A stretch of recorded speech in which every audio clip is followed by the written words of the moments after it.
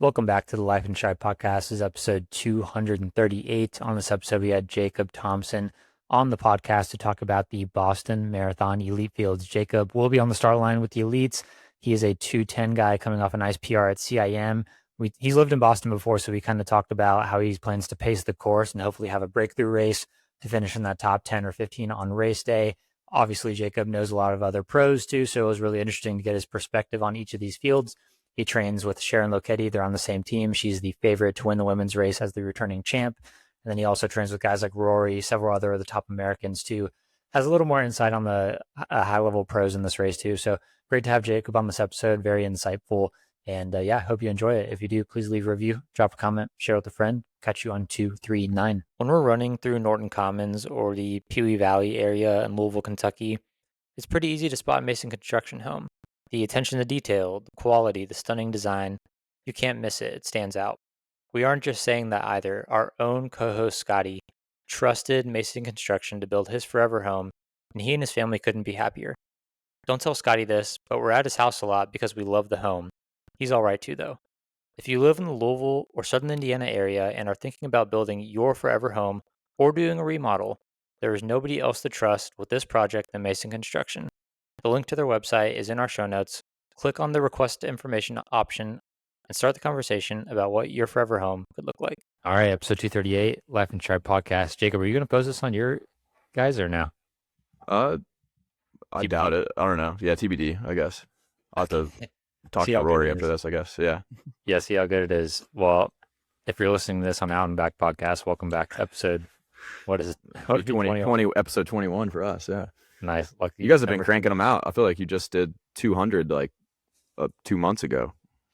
Yeah, I would say we average like 3.5 a week. Sometimes we have a fourth. Dang, so you're doing a pod every other day pretty much. Dude, by Wednesday last week when I did that one with you and Josh Hoey, I had 5 in 3 days. So That's I wild. was ripping them, man. Yeah, Yeah. I feel like one a week is my max to host or to put on. I feel like it's kind of like that's just my bandwidth at the moment.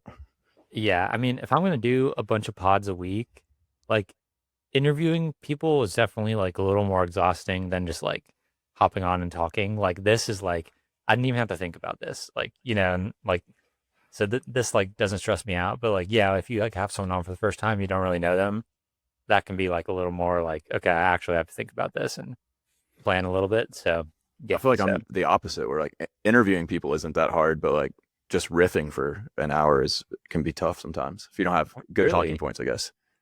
really, that's Yeah. interesting. Oh, dude, I go all day, no problem. But all right, so Jacob just got announced. You can officially say it out loud. You're in the Boston Elite Field, first time ever running Boston. You excited? How you feeling about it? Yeah, I'm stoked. I lived in Boston from 2018 to 2021, and I ran on the course like my 10-mile out and back from my apartment. Basically went to the bottom of Heartbreak, flipped, and then went back. So like I've run on the course a ton. We used to do like all our long runs like on that carriage road that runs along the Newton Hills, like when the weather gets bad because they keep them like plowed and stuff. Oh, Yeah, and I mean I've got to be at the finish line of Boston when I was running for the BA and stuff, and it's definitely I think it's probably, if not the world's greatest marathon, it's definitely number 2 or 3. It's one that's like on everybody's bucket list right there with New York and Chicago and London probably. So yeah, I'm stoked to race, and it's a race that like it runs so different than any like time trial type of marathon like you see in yeah. Chicago and London and stuff. So yeah, I rewatched. I was like rewatching some like the Boston highlights once I was like locked in. I was like, yeah, I'm just gonna like watch like one race a week of like just sit down and like watch Boston because yeah, it's like crazy that the 208 guys are with 202 guys at the halfway point. Like it's Yeah. just a totally different style of race than most professional marathons. Well, I was going to ask, like, obviously you don't know how the race is going to play out. Like, they could go out in 64 minutes, or they could go out in like what they last year they went through in like 62, didn't they? 61. Yeah, it was like didn't they? 6150, Yeah, it's like, 6153 or something. and all of them were there. Like Rory was there. Mantz, like all American, like top Americans. So, I mean, how do you like it goes out like pretty fast. Like, what are you gonna do? Are you gonna like go out, like start the race with the strategy like I'm not going through half faster than this, or are you just gonna like Yeah, I just think feel it out? you have to be prepared to go out hard. I mean, I think you see like Scott Fauble was like always a guy that would like run really smart like on the back half. But like Boston's a race that the first half is going to be faster than the second half, Yeah. especially with I think super shoes have like increased this even more that there's less and less blow ups or like the blow ups aren't as big uh, at Yeah. Boston because it used to be like yeah you blow out your quads and blow out your hammies and everything on the downhills and then just be totally toast the last 10 miles. But now Yeah. I think with super shoes and people training specifically for the race, like that still happens, but it's to a much smaller degree. So yeah, I think it's like how fast can I go out and then still maintain 5 minute pace on the second half of the race, you know? Someone I coach, shout out to Marjorie, she sent me like an article and it was like the best way to pace Boston, and it had like really good like analysis of like how the pros have paced Boston over the years that like run PRs at the race, and it's essentially said like they run 3% slower the first half and 3% or no 3% faster the first half, 3% slower the second half. So that's normally how it plays out. Obviously, like the slowdown on the Newton Hills, but then like the last 5 miles is like pretty flat What is downhill. what is 3% over 2 hours? 2 hours and 10 minutes. Oh, I don't know. 30. Quick math. Oh, dude, public math is not good. Like it's probably about 2 minutes spread. So yeah, if you went like Yeah. 63, 65, that'd be 208. That's probably pretty close to 3%. Yeah, Something like that. Yeah. sounds right. That makes perfect sense. Hopefully it's that. Well, dude, I'm excited for you. I think like we were talking before the pod, and you're like ranked number 47 at 210. Yeah. Um, I saw have Let's you? Run call this maybe the deepest or like the best marathon field ever put together. I mean, it's got, when do you ever see 210 is Yeah. number 47 on the list? That's crazy. Have you? I don't remember like previous years, but it seems like this year's field is like way more massive compared to other years. Like it seems like it's like twice the amount, or maybe even triple the amount of people in the field, or is this like a normal sized Boston field? That's a good question. I mean, I think anytime Boston and New York fields come out, it's always like, oh crap, like this is a like that's an insane field. But I mean, the moral of the story is like 30% of those people never get to the start line. 20% of them blow up, you know. So you're kind Yeah. of trying to find the right place to be. Like, yeah, I mean, I think we counted like even Rory, who's run 206 and was seventh here last year. Like he's number 24 on if you just go off of times. That's why because Boston's such a unique marathon in that way. Yeah. Yeah. I mean, Rory was probably ranked pretty far back last year too, but he placed, was he like seventh, I think? So pretty Mm. good year for Mr. Linkletter. Um, yeah, yeah, I agree. I think like the dynamic racing makes it fun. And it's going to be a awesome race to watch as a spectator. Well, I'm running, but for spectators, it'll be great. I think I was hoping when we can talk about the fields, I was kind of hoping on the women's side, Helen O'Berry would be back to run against Sharon. But there's some like pretty good women behind her, but none that have like maybe like won world majors or anything, like no like huge headline type names like Sifan Hassan, O'Beary, people like that. So um yeah, I don't know. But I am excited to watch for sure. Do you want to start with the men's or women's field to talk about a bit? Why don't we start with the women? All right, cool. I'm gonna pull this Who are you gonna put it up? up and we will talk about it. So if you're watching this on video, hopefully you can see my screen.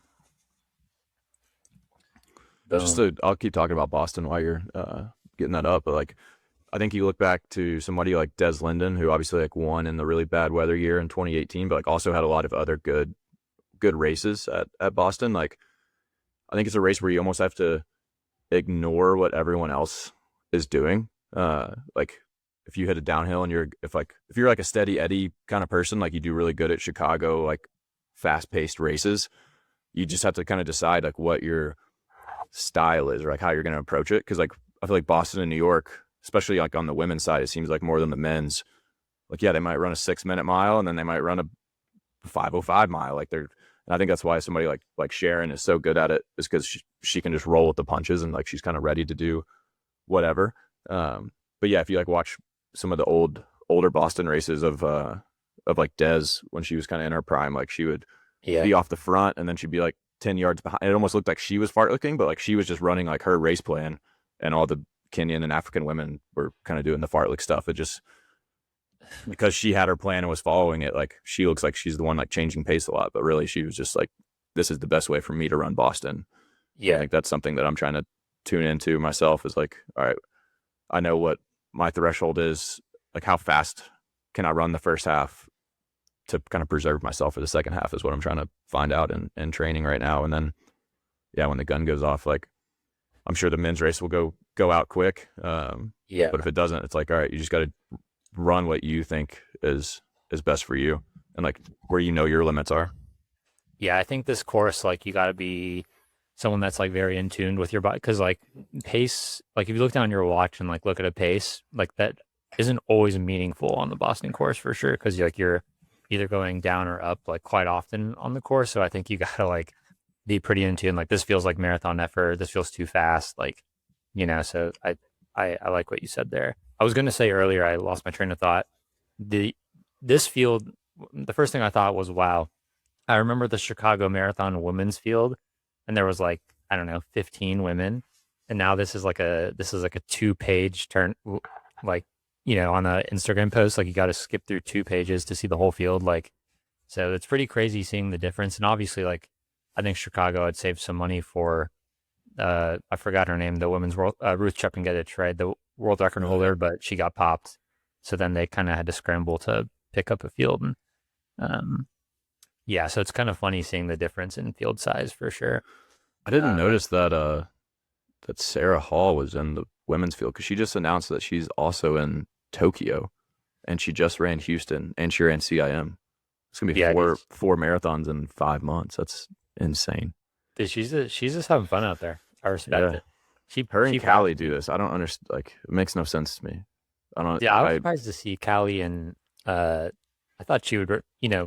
It's really rare to see a British person running Boston. Like they always do London instead, because like that's where the money is for them. Yeah. But I love this. Like I'm a fan. Like I had a pod with Ben Felton yesterday, and he's in the UK, and I was like, what's it gonna take to get like Emil Karras and Phil Sussman over here to run Boston instead of London? Like I'm so sick of, and like I want to see Conor Manson in London. So, but like I was like, I don't know if it'll ever happen. I don't know if the top Brits will ever face the top Americans. Like, because just the way money works and the majors work. So I don't know. It's annoying. Yeah, it's a good point. Yeah, but all right. Sharon Lokedi leads the women's field.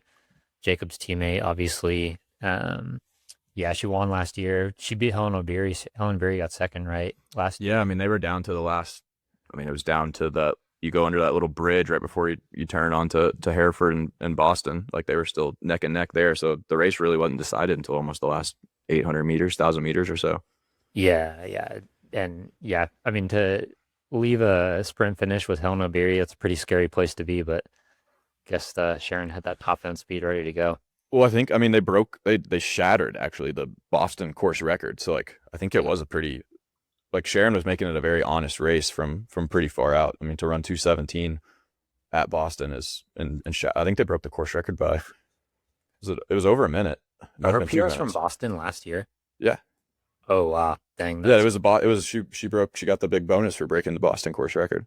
So wow. I mean, it did come down to the last 800 against O'Beary, but it wasn't a kicker's race by any means. They were rocking.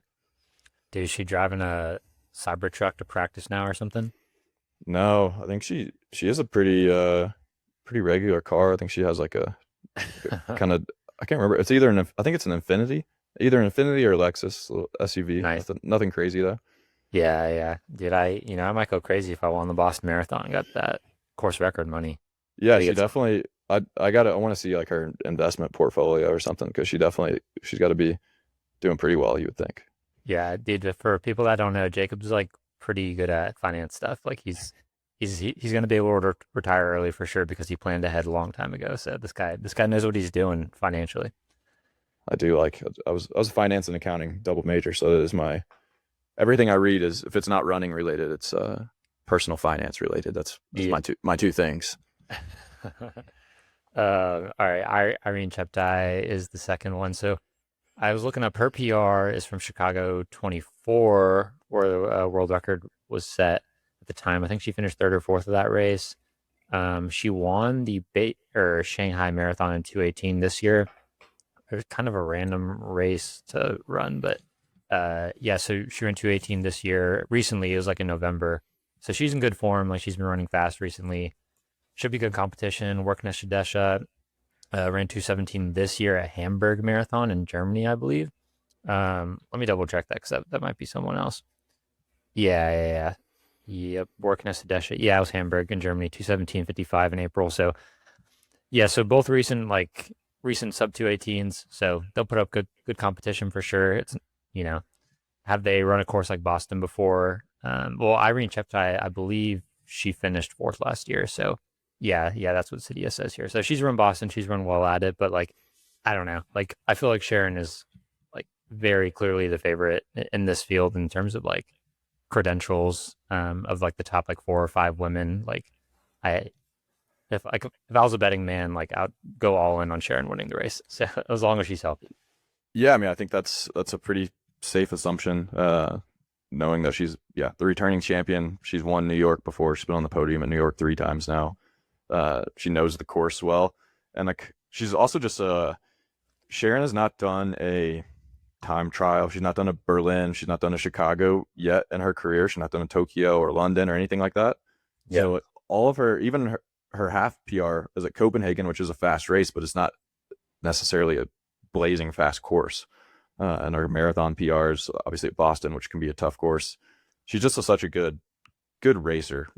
Like I was saying that, like if you run a 6-minute mile or you run like a 5-minute mile, like you can't shake her.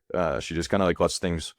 She's like such a calm racer too. Like things just roll off her back. She's kind of like that in workouts too, where if she feels good, she's gonna like hammer it and smash it. And I've seen her very rarely ever have like not a perfect workout, but she has like a little bit of an off day. She's just like, see you again in 2 days. Like it's where like some people are so like, they're deep in a marathon build and they have a bad workout and they're like, oh no, is my whole marathon toast now? Like she just has that, like she's earned it, right? She's earned the confidence she's earned the confidence that she has. But yeah, that's what I think makes her such a good racer. Didn't you say that she told you like the key to the marathon was like taking more naps for you? Yeah, she did tell me that. She said if I want to be better at the marathon, I need to take more naps. But instead, I'm recording podcast instead of taking naps. Yeah, dude, I just took a 2-hour bomb for this pod, so I'm feeling great. That's dude, you gotta get on that. You got a busy day ahead of you, don't you? Yeah. I feel like that's kind of like most days though. It's like it's good to stay busy. One of something I'm trying to work on for 2026 is like less appointments, less meetings, less phone calls. Clear up the calendar a little bit. I'm off to a really bad start because I feel like every day I just have like 10 things I have to do. But yeah, I've been taking a bunch of your time already this year, bro. This is good. I'm in sweatpants on the couch. This is technically recovery. Yeah, we're chilling. The last person, like foreign wise, I wanted to mention was Magdalena Shari. She ran 218 at Chicago this year.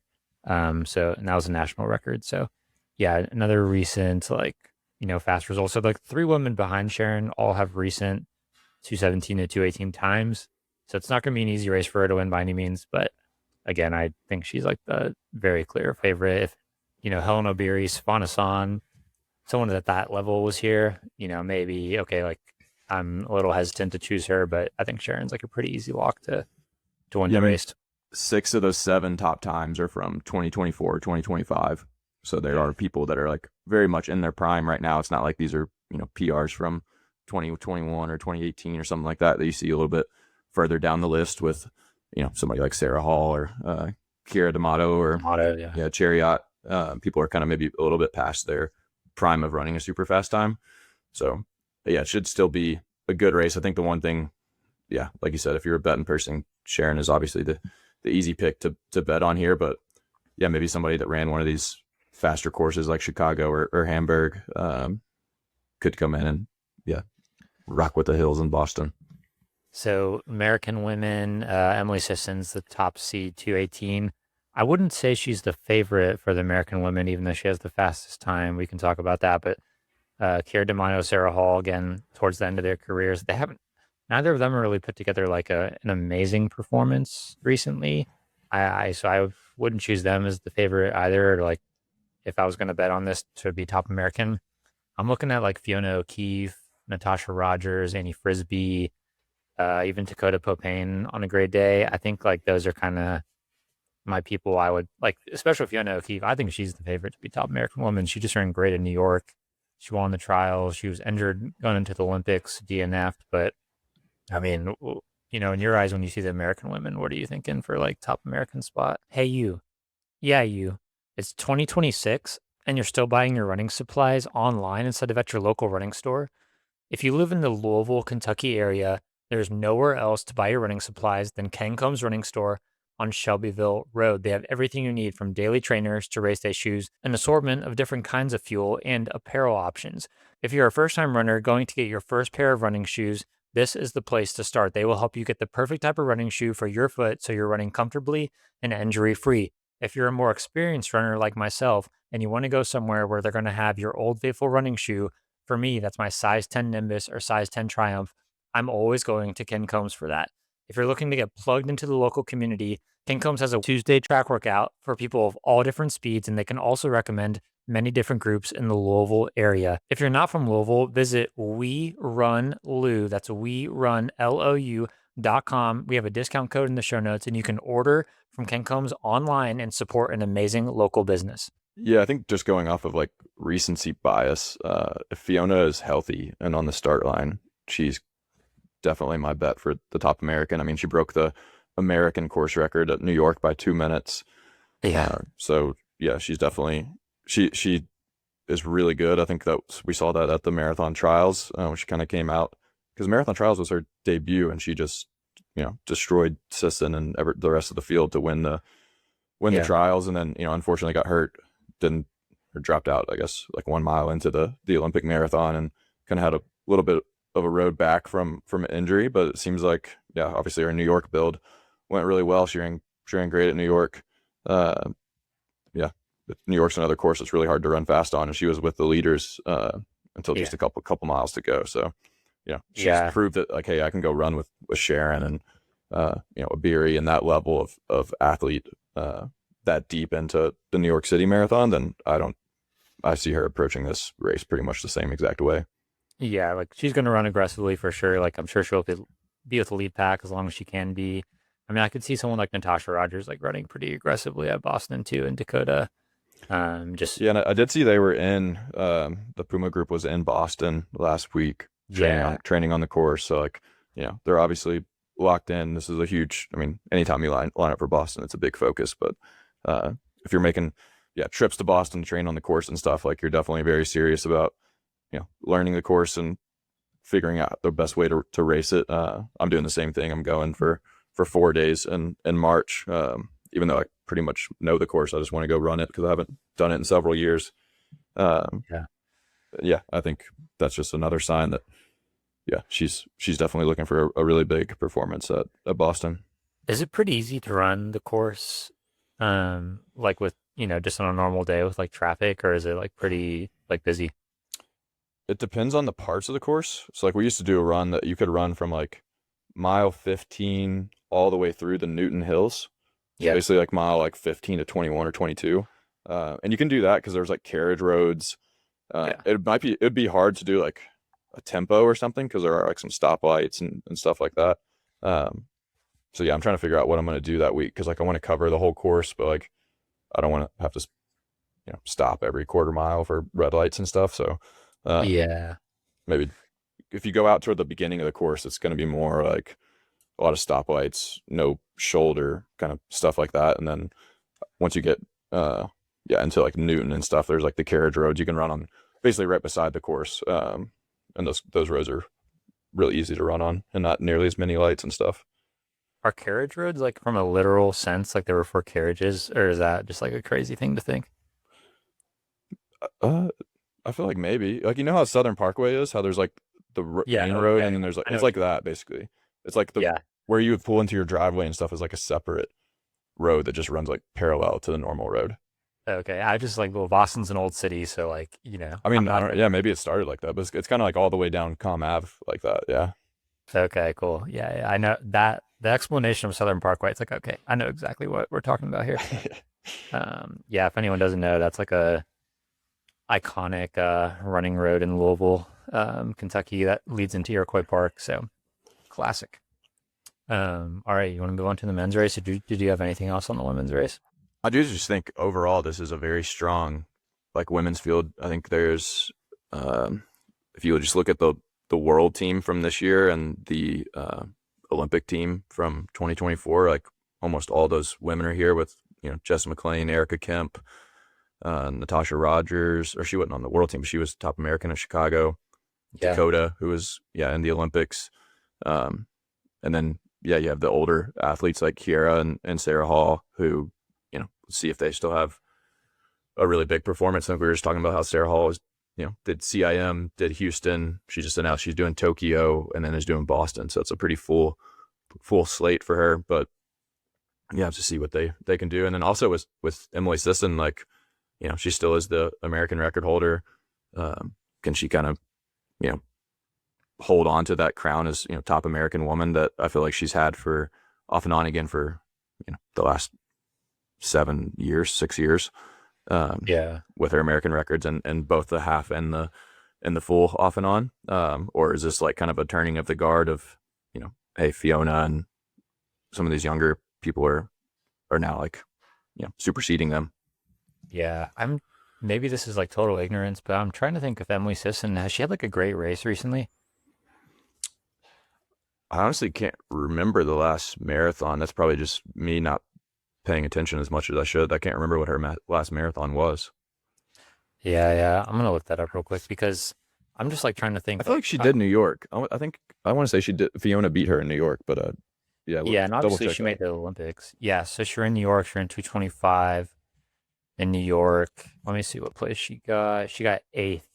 So she was 225. Fiona was 222. So she was like 2 minutes and change back. Annie Frisbee, she was like 50 seconds behind Annie Frisbee. So yeah, probably not the day she was looking for, but not bad. Eighth place in New York's pretty good. So granted, it wasn't like the crazy deepest field either, but in terms of that. But all right, anyway, men's field. John Korir is back. Tough Chicago marathon. Good race at Valencia, but he's got his hands full, man. Benson Kipruto, fresh off that New York City sprint to the finish line. That was one of the best races of the year, I think. So I think this is not going to be like a shoe-in effort for John Korir whatsoever. Benson Kipruto's got a 202 PR2, so this guy can. He's proven on fast and hilly courses. So And Benson has won Boston, what, 2 or 3 years ago? yeah, yeah, he's won Boston before. Yeah, Yeah, so so um, yeah, so he won Chicago, Boston, and New York. So he's yeah, he's a legit contender for sure. And then there, I think it's gonna be probably be between those two unless something crazy happens. It's funny that Sidious like listed John Career twice on here, but uh, yeah, yeah. So I think it's gonna be down to those two for the win. Obviously, like Abdi Najee is really good. Alex Masai just got third at Chicago. Chicago 204. That was awesome. Alphonse Simbu won the Tokyo Marathon Champs in the epic race with the German guy whose name I'm blanking on, but yeah, so like there's some contenders here for sure. Like there'll be a pack like through halfway, 30K maybe, but I could see John Career and Benson Kipruto just like lighting up Heartbreak Hill and asserting the dominance. Yeah, I mean this race is incredibly stacked. I mean, I think when you look, that 206 is 25th on a descending order list. Like Yeah. that's an incredible field. And then even outside of the Kenyans and Ethiopians up front, like a couple good German guys with like Richard Ringer, the Norwegian Sandre Moen, some 205 guys, another German guy, Hendrik Pfeiffer, is run 206. So there's a lot of, Rory's run 206, and then you get into the Americans, like Bia and Clayton Young, Galen Rupp, and I guess Zouhair is now, they have him listed as Morocco/USA. So Is it really on this list? or at least on the entry list I'm looking at. But Oh, an entry list. Oh, okay. Yeah. you all just interviewed him. Is he officially like done? Is like 100% cleared to compete for the US, or? Yeah. So I know that was like a process. he got cleared in between by IAAF. It's on his World Athletics page. It's like it like has like a notification that says like cleared to compete for US like at this date. So it was in between Chicago and Houston. So Houston was his first race where like he had an American flag next to his name. Gotcha. But it was funny, like, I knew this, like I'm on Let's Run a lot. So like I knew this like, I don't know, 6 months ago when he like started the process. And I was like, oh, this is like a big story. Like we should have him on the pod. And then like, he ran okay he had stomach issues at Chicago. And then he runs, we had him on before Houston. He was like, yeah, I think I can like break 206. And I'm like, oh, like that would put you at like one of the top 3 or 4 Americans all time. Like that's a huge deal. And like he did it. And now like everyone's like, oh my God, like, he got so much media. Like he's never really gotten much media. So Yeah, he he's was on like, an NAI guy, and he ran at Oklahoma City College. I remember like yeah, when I remember there was like a brief, like he had a really big outdoor season, and everybody's like, "Oh, who is this guy?" And then at the time he was it Morocco, or who was he competing for? yeah, it was Morocco. Yeah. He was like a 27 mid guy. I mean, he ran the Olympics for Morocco and stuff. So, but yeah, he trains with like the Colorado Springs group, like Paul Trelimo's group. So, Yeah, yeah, so he's legit, man. Yeah, I think like Connors seems to be injured still. I don't know if he's been running at all. So I'm just like, well, Zouhair's just ran 205. Connor isn't running yet. Clayton's barely running, from my understanding, for just like Strava outside looking in. So I'm just like, man, Zouhair is like, he kind of might be the favorite for Tough American for me right now. Unless Connor can like get like feet on the ground in the next couple weeks, then like I think it'll be a good race. yeah, But if Connor's not running soon, dude, I think Zouhair is the favorite.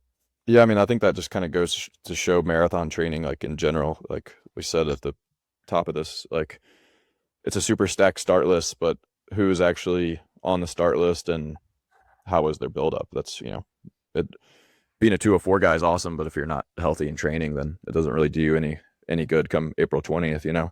Uh, Yeah, so yeah, I mean, I think you'll probably see. I don't know what Connor's like next couple weeks is going to look like, but between him, I'm sure a lot of the Kenyan guys and a lot of the foreign runners in here, like people are going to pull out. That's just kind of the way it goes with any of these big. I mean, you see that every year with Boston and New York. Just kind of like the brutality of marathon training in general, and like trying to be at the very top of the top, like those guys are. Uh, and Connor trains so hard too. It's like, this might be like a sign that he needs like a longer reset, because it was like, yeah, he ran that American record in Chicago and basically took no break. Tried to get right back into it, and yeah, because he wanted to do World Cross, and it is tough. Like I see that a lot with athletes. Like you want to do, you're so good and you want to do everything, and you can do everything, but you can't do everything all at once, right? It's like, do you is your focus on running really fast, setting a record at Chicago? Is it on making this World Cross team? Is it on a spring marathon? Is it on getting on a podium at a major? Like Connor's capable of doing all those things, but is he capable of doing all of them in a 6 month span? Probably not. So that's the tough thing to balance. Like when you're at the top, I see that with, um, like my teammate Wayne Kaladi. Like she's so good at so many different things, but it's like, all right, or like somebody like Chesrek, I feel like was like that, where he was like, oh, I want to do a road race, and then you talk to him a week later, and he's like, oh, I want to like set the indoor mile record, and like, is this it's hard. Like when you're so good, it's like hard to be totally honed in on just one thing. yeah, And like you have to you end up having to turn down a lot of stuff. So yeah, I think it's going to be interesting to see how this like shakes out for some of these guys, and who gets on the start line healthy. yeah. I mean, and just from YouTube again, outside looking in, like Connor and Clayton train in a very like high risk, high reward system for sure. Like they work out, and maybe it's not designed like that, but like Connor works out like very hard. Like he's like he doesn't use the word threshold, I don't think, in his vocabulary. So it's Yeah, just I pretty think much for very simple. as scientific as running has gotten, like I still think you see a lot of the best runners, like they're not looking at their heart rate or taking lactate readings. Like they're just running hard twice a week, or Yeah, I guess in Connor's case, 3 days a week. 3 days a week. Um, Yeah, so yeah, I think it's kind of funny. Then you see like somebody like, I don't know if you are super familiar with like Richard Ringer, the German guy, like everything is super scientific. He's doing Yep. lactate readings all the time. Like he's running 520 pace, like a lot, which you're like, why is a 205, 205, 205 guy running stuff at 520 pace? Is because like he just follows the science. Like, so yeah, there's a lot of different ways to skin the cat, I guess. Yeah, do Germany's and I think that's just like that's like kind of the Euro way. Like a lot of European guys, that's just kind of what they've adopted for sure. But like, it is cool to see Richard Ringer, like Hendrik Pfeiffer, and I forgot the name I forgot earlier was Emmanuel Petros, the German guy that got second um at Tokyo Oh Worlds. yeah. Germany's running great right now. Like they're having a lot of success in the marathon. I feel like, which is cool. But uh, one name I like to see is Akira Akasaki, the Japanese guy. I think he got like sixth at the Paris Olympics. Like he was in the top 10. I love seeing the Japanese guys like show up to big races like this. There's like several like really good Japanese guys out there right now, like sub 207 guys. So it is cool seeing them. Like a lot of the time they just race like home races, but it is cool seeing like the high level Japanese guys like line up at in a field of this level for sure.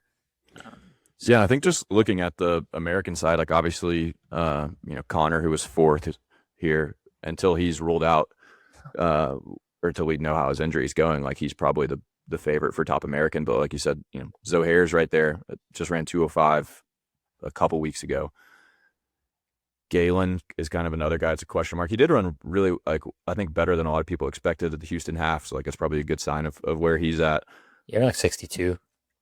Yeah. And, I think was he 38 now? Yeah, Like, 39. Maybe, that's like pretty impressive. And I think a lot of people read into the half, like, oh, if you didn't break 60, you're toast. But I think if you're in marathon training and you're running 62, 61, that's a pretty good sign. But it is like, almost like we said, is there going to be a turning of the tide on the women's side that we saw start in New York with Fiona? Are you going to see more of that? Like somebody like Ryan Ford, who ran 208 and was the eighth last year at Boston, 208.00. Like he has a really good shot to be top American, and even further down the list, like somebody like Danny Messfum, who trains here in Flagstaff. He's another guy. It's like he's probably 38 ish, but he just Ryan ran Ford in this field. Yeah, he wasn't on. He for some reason wasn't on the Sidious Really? Okay, post, cool. but That's awesome. he is definitely in the field. But then you see that whole crew of guys from New York too, like Charles Hicks, Joe Klecker. There's going to be a lot of good, even somebody at 211, Murphy Smith, who lives and trains in Boston, and his 211 was his debut in December. Like I just think the American field is so wide open if Connor's not there, basically. I think that's following the American storyline here will be, because like we said, we're only 2 years out from the next Olympic trials, and outside of Connor, there's really no clear cut shoe-ins. So I think there's a lot of guys that are pretty close that are going to be like vying for those spots. Dude, I think Alex Mayer might be like the next guy up in American distance. Oh yeah, I skipped right overhead. He just ran so fast at Houston. It was like 59 mid. Like I mean, it was wicked fast. And yeah, I don't know. I think he's got a 2 PB already. He's young, like fairly fresh out of Oklahoma State. So yeah, man. If he's on a fast course this year, I wouldn't be surprised to see him run like 206. So that kind of puts him in the mix with. Yeah, and he's a guy that he was supposed to be at. He was supposed to be at New York, but he either got sick or hurt. I can't remember, and didn't end up not racing New York. But even if you look back, like he kind of did a really good progression where he was just like tearing up the road races, like the 10-mile, the 20K, like all these, like all the U.S. circuit races. Like he was running, lights out, and then obviously you see him run 59 minutes in the half marathon, kind of like solidifies that. It was really good. Yeah, he is really good. His girlfriend won CIM too, so yeah, that's a power couple, bro. Dude, where do you like? At the end of the day, you run the Boston Marathon, you finish the race. What place would you be happy with in this field? That's kind of that's a tough thing when you look at to be top 10 on just the times. You're looking at 204, but I mean, I think anytime you are racing a major uh, like trying to be top 10 in a major is a big thing.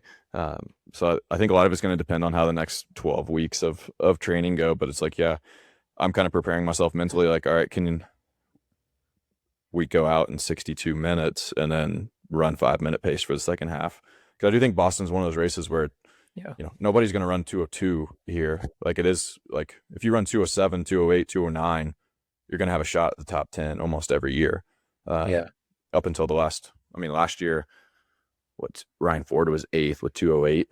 I forget what 10th place was, but like even looking back to like Scott Fauble, and some of the other American guys, like every year could run 208 high, 209 low, and be in the top 10 at Boston. So I think as long as you run the race smart, like that's always, I know it's kind of crazy to say when you look at a start list like this, but that's kind of what we're here to train for.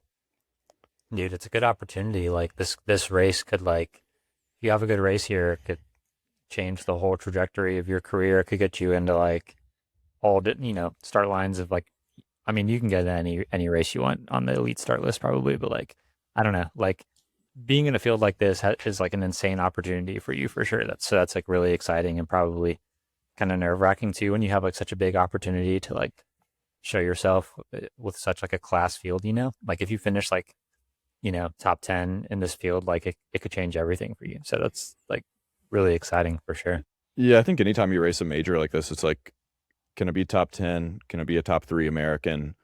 Those are things like that we really want to focus on and train for. And I think this marathon build, I'm doing a lot of stuff I'm kind of building off the back of my CIM builds. Like I'm doing more stuff to train like specifically for the course. Yeah. And then like, hoping that like plays to my advantage. Getting used to running downhills, doing like hard long efforts, and then going into hills after that, like just stuff to kind of train your body for the course, like for Boston. And I think it's a lot different training than like, oh hey, let's just go like try to run a bunch of stuff at 4:55 pace and run 209 as even as possible, because I don't think that's how this race is going to go. I mean, last year they went out in 4:34 the first mile, so like you got to kind of have both sides, because like there's going to be fast miles, there's going to be slow miles. Can you go up a hill and run a 5:15 mile but then get right back on it and hammer the downhill to make it back up? Is going to be a big thing that is really specific just to Boston. Yeah, for sure. Dude, so I announced to the world that you're coaching me now on our last pod, and I said I signed up for McCurdy, all of that, and I am signed up for Boston 3 weeks later. Should I run the Boston Marathon and race it after McCurdy? I don't think you should race it. Probably Yeah. not. That's probably like an anticlimactic answer that people don't want to hear. But no, I think the smart thing for you would be to kind of put all your eggs into the sub 220 in March. Like that's kind of the whole reason you decided to. I was like, you need to make your mind up, because I feel like it's one of those things that if you try to do both, you end up getting neither. Yeah. Oh, That makes sense. mentally, all my eggs are in McCurdy for sure. Like, if I ran 230 something at Boston and blew up, but ran well at McCurdy, I couldn't care less. So, yeah, I just mentally, all the eggs are in McCurdy. If my legs feel good, I might like go out and like 72 at Boston and just like see how I feel the last few miles or whatever. If like I can get my legs back, but I'm not really like stressing about like racing Boston or how like that'll go for me. Like I'm definitely all my eggs are like focused on McCurdy. So yeah. Yeah, I think that's kind of like the smart move. I mean, especially after you kind of described to me. I mean, obviously I don't see or experience that side of it. Like you're like, I'm going to have 10, if I focus on Boston, I'm going to have 10,000 steps in before the race even starts. And I'm going to be outside for 3 hours before I get to the start line. Yeah. So like, it doesn't make it impossible, but it definitely makes it way harder than, going to a race like the one you're going to in New York, where you can, leave your hotel room, walk right to the start line. You have bottles, like everything is catered. I think a lot of those mid-sized races like that are actually the way to go for a lot of people that are like in a position like you, similar to like what you guys had at at Houston or like Bayshore and stuff like that. Like I less commotion and like logistical stress usually leads to running way better in my experience. Yeah, I think like races that are not majors are like the main ones that people like sub elite people like to target for fast times. Like yeah, McCurdy, CIM, Houston, races like that because it's just like logistically easier.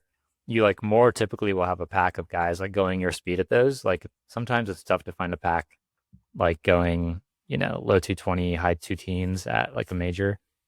I mean, there will be guys doing that, but not, at McCurdy, I'll have like probably 15 to 20 guys trying to run sub 220. So it's just like, I don't know if I would get that at a major. So, yeah, I don't know, but we'll see. We'll see what I do with Boston, but I will be there regardless and run the race. I just don't know if that'll be just screwing around and having some beers at mile 23 at Boston College, or if it'll be you know, taking it more seriously. So not gonna. I'm fully focused on McCurdy for sure. Yeah, I So think lock into that one, and then yeah, I think you should just go have some fun at Boston, which I feel like Boston's a good like the environment there is so fun and so crazy that it's a really good race to go into to have a good time, I guess. yeah, yeah, for sure. I ran with Ashley last year, my wife, the whole thing, and yeah, that was really cool for sure. So Yeah, uh, Corf already sent me a message. He's like outside of just your marathon training, you better be training for the after party at Boston. And I was like, all right, oh, dude, we'll be ready. they don't play around at the Boston after party. They'll have someone with beers like ready to go like right after the race. Like yeah, they'll have their whole thing situated. So um, yeah, I don't know. Like I need to figure out how long I'm staying and stuff. I haven't booked anything. Like people are gonna cringe when I say that, but because like most people book like 6 months to like a year out, like for Boston. Like I don't know. I mean, I'm not too stressed about that. So there is hotel rooms available in Boston somewhere, and I will find them. So There you go. Yeah, I'm coming in on Saturday the 18th, and then yeah, staying Monday night, going back home on Tuesday. that's probably what I will do. That's what I did last year. So yeah, hopefully we can get up to some shenanigans after the race. So, but all right, man, you got anything else on the Boston field? Not really. It's an incredibly stacked field, incredibly stacked American field too, which I like. Like yeah, racing the world is always fun, but I really enjoy racing the top Americans no matter where I'm going. So I think that this is outside of the Olympic trials probably one of the best American fields you're going to see anywhere. Yeah, So I'm excited yeah. to be a part of it. I'm trying to think what your last like. I know you did Chicago in 24. You did CIM last year. What did you do last spring? I did Rotterdam, and Rotterdam. it was just like me and Frank Lara were the only American men So this there. is your first time, kind of like I know CIM like had good Americans obviously as the U.S. champs, but like racing like the top dogs like first time since Chicago Since 24. Chicago, yeah, Chicago in Yeah. 24 and Chicago in 21. Yeah, Dang, dude. Dang, that was the debut, wasn't it? Chicago 21. that was the debut. Yeah, Wow. 5 years later, here we are. here we are. That's still my highest. Well, I get highest out of I was 12th, but that was I guess a asterisk that goes next to that was the year after COVID. So like New York, Boston, and Chicago were all in like a 6 week span. So like the pro fields of each of them were not quite as deep as they usually were, but 12th there in my debut. So now that's my number to try to beat, I guess. Yeah, we'll take that. That'd be crazy here, but all right. Episode 238, the Boston Field Breakdown. We'll see you on the next one. Thanks, Jacob, for coming on. Peace. Peace.